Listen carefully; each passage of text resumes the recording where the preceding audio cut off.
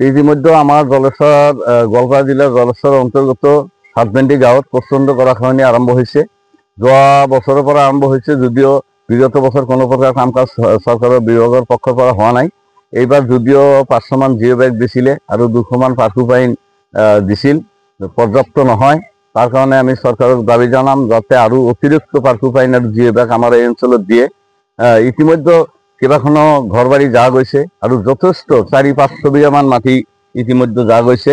গতিকে অনতিপলমে চৰকাৰে বা বিভাগীয় বিষয়া তথা উপায়ুক্ত মহোদয় আদি কৰি যাতে আমাৰ এই অঞ্চলটো, এই গাঁওটো ৰক্ষা কৰে, পুৰণি গাঁও, এই গাঁওটো যাতে ৰক্ষা কৰে তাৰ বাবে আপোনাৰ চেনেলৰ জৰিয়তে আমি আহ্বান জনাইছোঁ।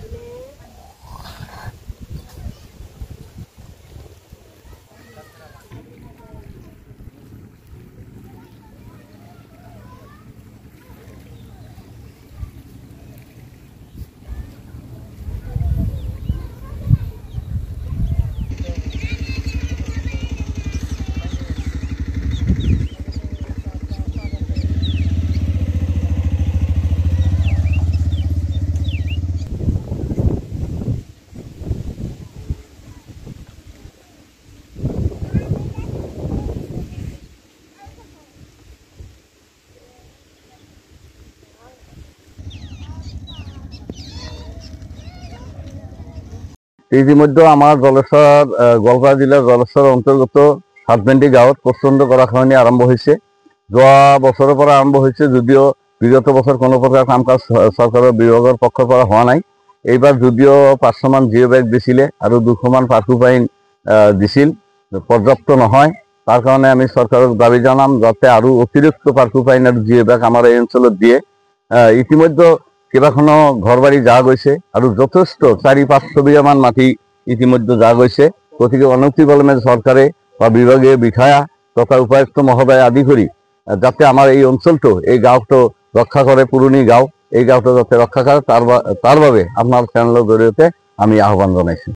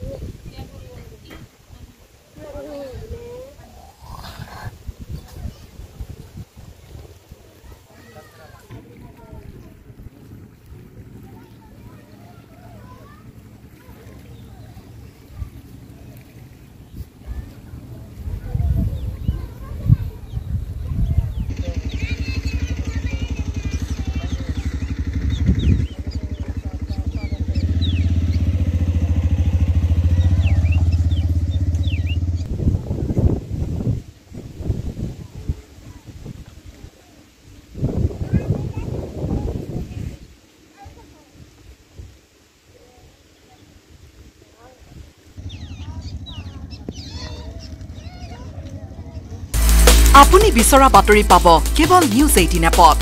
নিউজ 18 এপ ডাউনলোড কৰিবলৈ স্ক্যান কৰক এই QR কোড। গুগল প্লে ষ্টৰতো পাব এই নিউজ 18 এপ।